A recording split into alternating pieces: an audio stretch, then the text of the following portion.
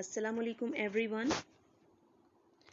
I hope so that all of you are fine. We have to start our class with the name of Almighty Allah. A'udhu billahi minash shaitanir rajim. Bismillahir rahmanir rahim. Rabbi shrah li sadri wa yassir li amri. Wahlul 'uqdatam min lisani yafqahu qawli. Rabbi yassir wa la tu'assir wa tammim bil khair. Rabbi zidni ilma. Sallallahu alayhi wa alihi wasallam. Sallallahu alayhi wa alihi wasallam. Sallallahu alayhi wa alihi wasallam.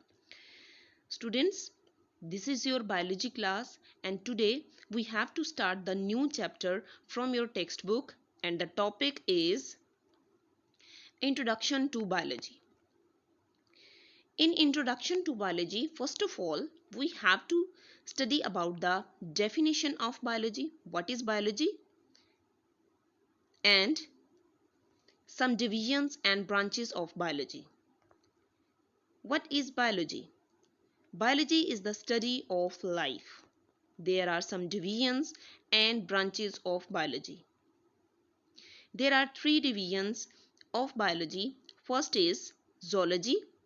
It is actually the study of all the animal life. Second is botany. That is actually the study of all plant life.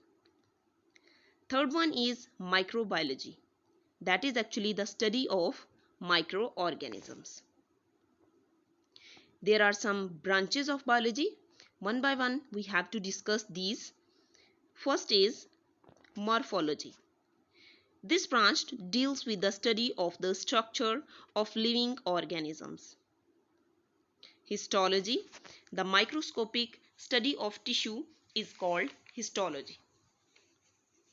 Cell biology, the study of the structure and functions of cells and cell organelles, is called cell biology. Physiology, this branch deals with the study of the functions of different parts of living organisms. Embryology, it is the study of the development of a new individual from a fertilized egg. Taxonomy, it is the study of the naming and classification of organisms into groups and subgroups. Sociobiology, this branch deals with the study of social behavior and communal life of living organisms. Parasitology, this branch deals with the study of parasites. Immunology, this is the study of immune system of animals. Entomology, it is the study of insects. Genetics, it is the study of inheritance. Environmental biology, it is actually the study of the interactions that exist between the organisms and their environment.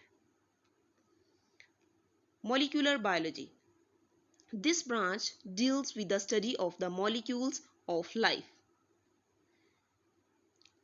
Pharmacology, it is the study of drugs and their effects on the systems of human body. Biotechnology, biotechnology means the practical applications of the knowledge about living organisms to carry out processes which make substance for the welfare of mankind. Paleontology, it is the study of fossils. Now we have to discuss about the relationship of biology to other sciences.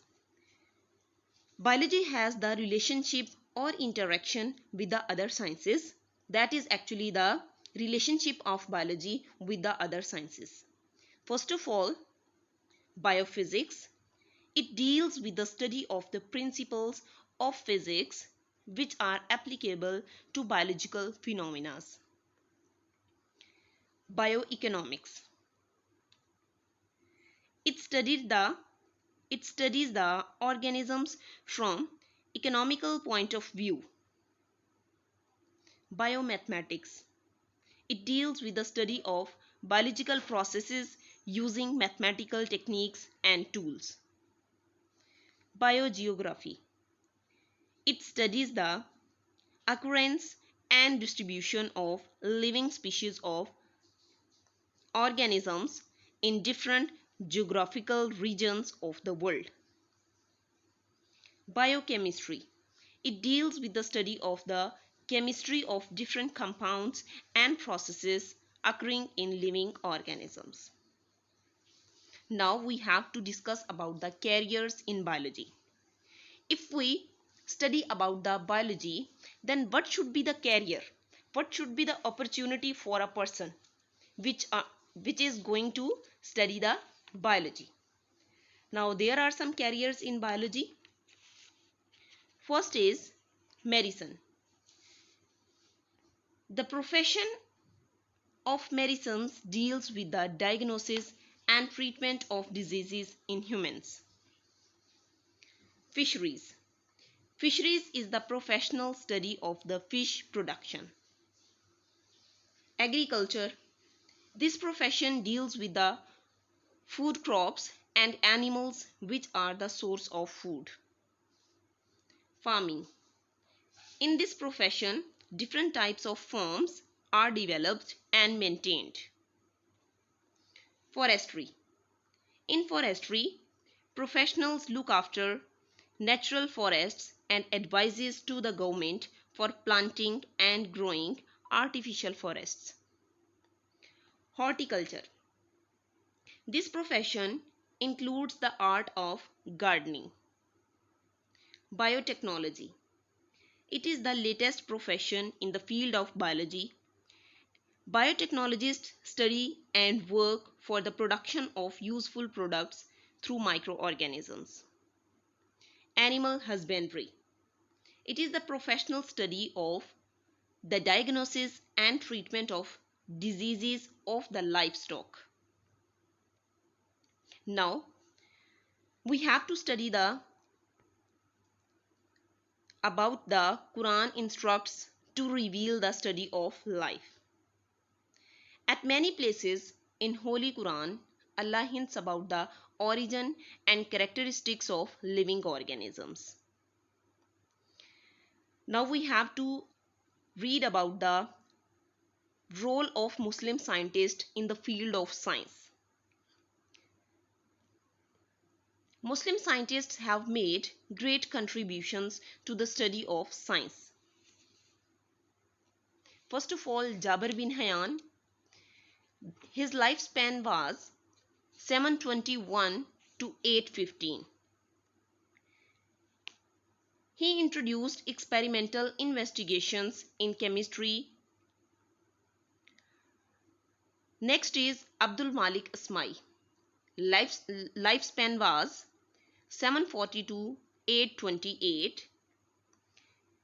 He is considered the first Muslim scientist who studied animals in details. Next is Bu Ali Sina. His lifespan was 980 to 1037.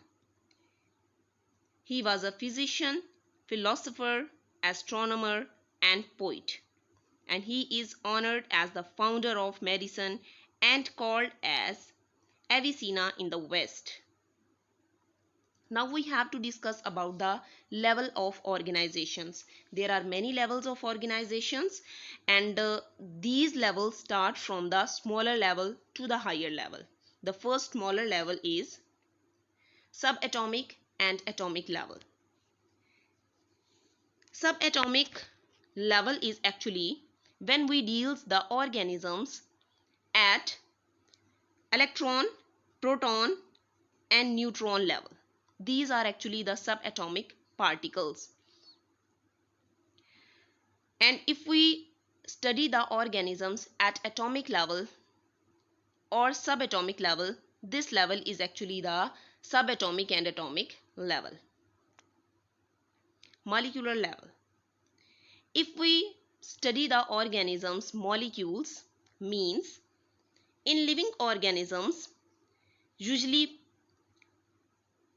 molecules are formed. These molecules are formed by the combination of different elements. Now, the study of living organisms at this level is known as molecular level. Next is organelles and cell level. An enormous number of biomolecules become associated in a particular way and form organelles. The organelles are actually subcellular structures, and when they assemble together, cells are formed.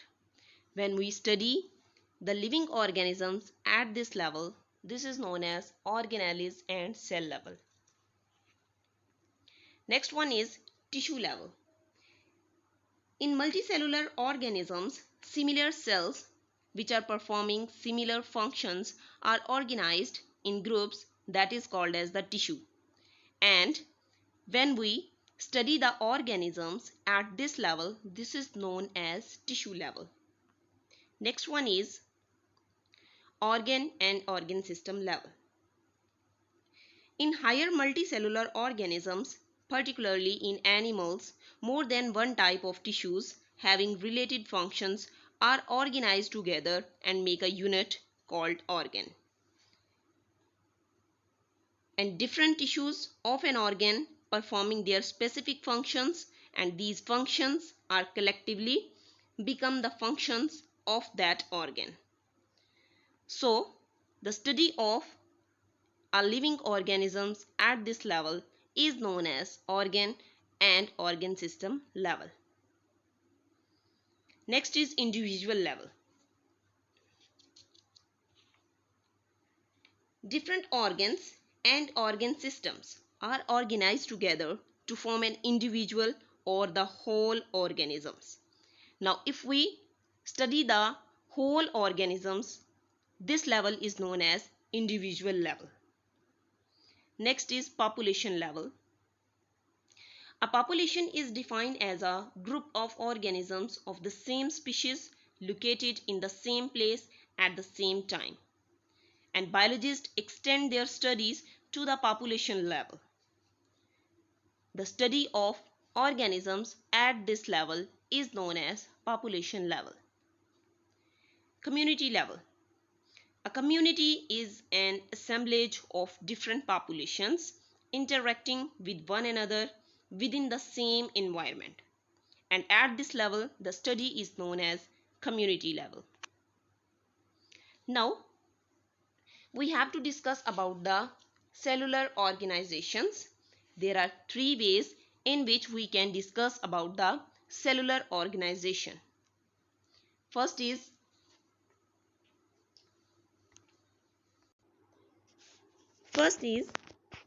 unicellular organization. In unicellular organization, organisms consist of one cell, and this one cell makes the life of an organism. Second one is colonial. In colonial type of cellular organization, many unicellular organisms live together but do not have any division of labor among them. In multicellular organization, cells are organized in the form of tissues, organs, and organ system. Now we have to discuss about some examples of these organizations. For the unicellular, amoeba, paramecium, and euglena are the examples. For the colonial type, volvox is the example. For the multicellular, mustard plant and frog are the examples. Now there are some pictures of these examples. This is the picture of euglena, and this is the picture of volvox, and this is the picture of frog.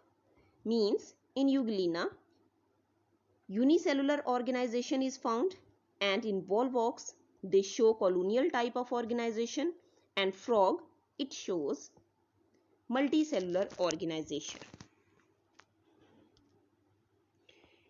That's all about today. Thank you so much. Meet you again inshallah. Allah Hafiz.